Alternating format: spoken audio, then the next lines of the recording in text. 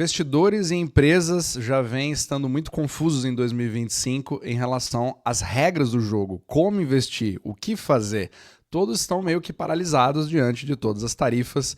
e as ameaças, etc. Todas as mudanças profundas e simultâneas que estão acontecendo hoje na economia americana. Mas o que eu quero comentar hoje é sobre um passo que vai além, que fala sobre o fluxo de capitais que vai hoje para os Estados Unidos, o famoso milkshake do dólar, né, onde você tem empresas, bancos, entidades não bancárias, governos que investem nos Estados Unidos, usufruindo do seu livre fluxo de capitais para poder obter lucros, principalmente na moeda mais forte, que é o dólar, a moeda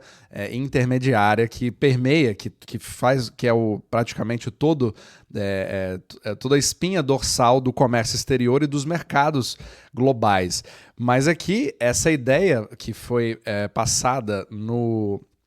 Financial Times, ela tem uma sugestão de uma pessoa chamada Michael Pérez, que ele, acredito que ele mora na China e ele faz uma série de análises muito interessantes, mas onde você está tendo uma discussão nesse exato momento da possibilidade de você começar a ter tarifas em relação ao próprio capital que entra nos Estados Unidos, o que soaria como uma ideia bastante radical. Afinal de contas, o que está acontecendo? Por que você faria algo parecido? E segundo Michael Pérez, o grande objetivo é você poder controlar um pouco a enxurrada de dólares que entra nos Estados Unidos, buscando instrumentos como a própria bolsa, os bonds, etc., para que você segure um pouco essa força do dólar, porque quanto mais demanda você tem por instrumentos denominados em dólares, mais você fortalece esses dólares dentro dos Estados Unidos e você quebra a possibilidade da competitividade dos Estados Unidos em relação ao resto do mundo no comércio exterior e na industrialização. Então a grande questão aqui é que nós temos o choque agora, a colisão completa entre um sistema globalizado que veio acontecendo nas últimas décadas, muito propulsionado pelo sistema euro-dólar, né, que eu falo bastante nesse podcast, os dólares fora dos Estados Unidos, e agora você vê cada vez mais um movimento de desglobalização, descooperação e quebras cada vez mais das parcerias, e você começa a escolher quem são os seus aliados.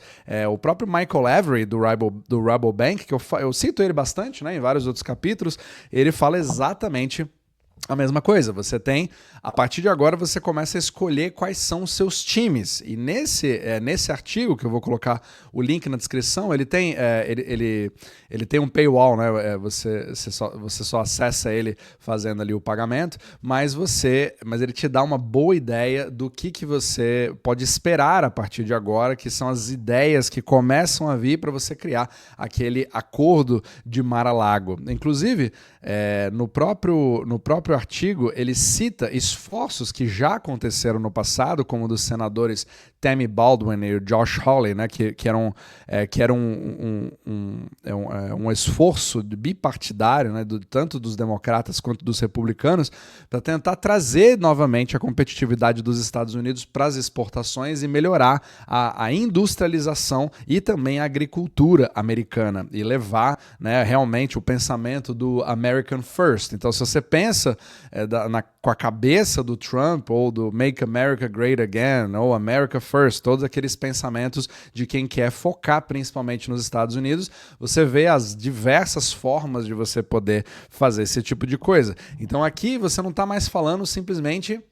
de produtos específicos. É uma tarifa contra o Canadá, é uma tarifa contra a China, uma tarifa contra um local específico, aumentando só aquele produto ou serviço. Aqui nós estamos falando de uma coisa muito mais generalizada, que é o fluxo de capitais. Afinal de contas, você tem ali a possibilidade, segundo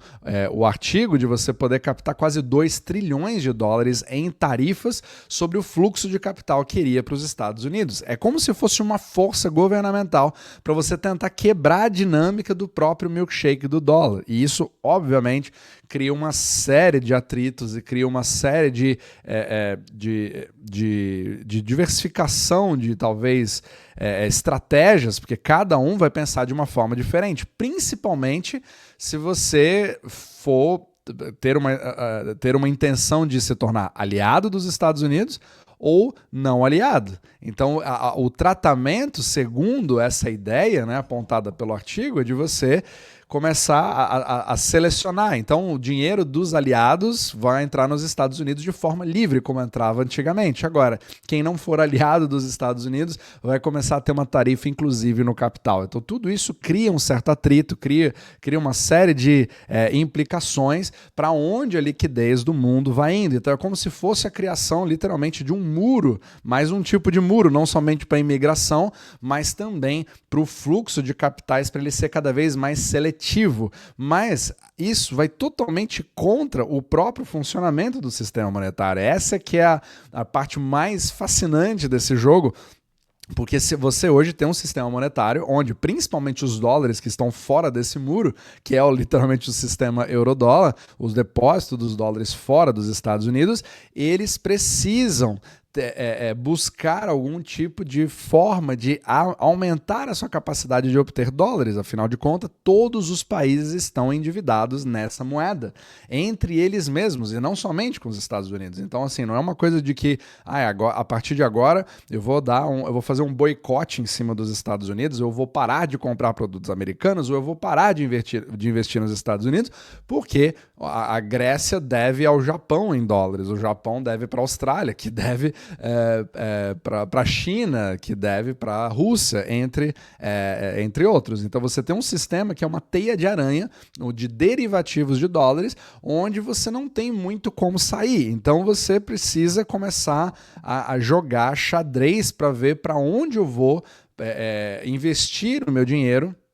com quais entidades bancárias e talvez pensar se eles vão ser aliados ou não aliados. Não que isso seja uma coisa que vai ser implementada nesse exato momento, mas são pensamentos que estão permeando a Casa Branca como possibilidades num famoso acordo Mar-a-Lago. Então, assim, a quantidade de mudanças drásticas, e eu tô até, já faz algum tempo que eu tô fazendo tantos capítulos sobre os Estados Unidos, é porque literalmente não dá tempo de criar conteúdo suficiente fazendo um vídeo por dia, porque são tantas implicações simultâneas que fica muito difícil de você fazer uma análise específica para ver onde vai a liquidez do mundo. É por isso que é extremamente importante, novamente, eu sempre falo isso aqui, não é uma coisa de você tentar adivinhar para onde vai essa liquidez, porque é impossível você prever milhões de decisões de fluxo de capitais de forma simultânea, porque a macroeconomia é extremamente complexa, nenhuma empresa consegue fazer isso. Mas você, obviamente, por entender o sistema monetário, consegue fazer uma estratégia na qual você pode estar pronto para vários cenários ao mesmo tempo, mas estando atento em relação ao que pode acontecer. É por isso que eu criei aqui esse QR Code, caso você hoje tenha dúvidas, né, sobre o que fazer, afinal de contas, 2025 está extremamente volátil, com tantas mudanças que podem acontecer de uma hora para outra, você pode ter uma avaliação gratuita escaneando esse QR Code ou também clicando no link aqui na descrição logo abaixo para ver a melhor forma de você poder melhorar a sua carteira e se preparar para o que vem por aí. Mas uma coisa é certa, essas mudanças que vão sendo criadas, elas por si só, elas têm dificuldade de passar por cima de todos os princípios que criaram o sistema monetário. Então, os próprios Estados Unidos também estão presos na sua própria teia de aranha que foi criada. Porém, o resto do mundo usa isso, o resto do mundo também faz parte da mesma estrutura do dólar. Essa que talvez seja a parte mais difícil e contra-intuitiva. Então a maioria das pessoas acha que basta você parar de adotar o dólar. Agora não, quer saber? Os americanos eles estão se isolando, é uma coisa que não vai dar certo e vai ser um tiro no pé deles, só que isso arrasta todo mundo junto, porque os outros países, desde Bretton Woods, e muito antes inclusive do fim do padrão ouro, eles escolheram dobrar a aposta no dólar. Então todo mundo entrou no mesmo barco ao mesmo tempo. E isso deixa tudo muito mais interessante. A trama começa a ficar cada vez mais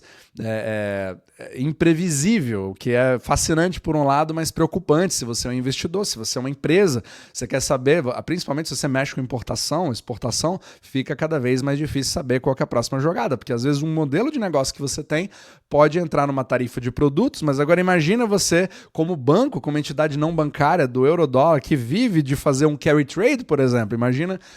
você aumentar os custos do carry trade de um banco japonês e de repente você tem que voltar mais para o Japão, de repente você tem que voltar mais para o Brasil, de repente você tem que voltar mais para a Europa, e aí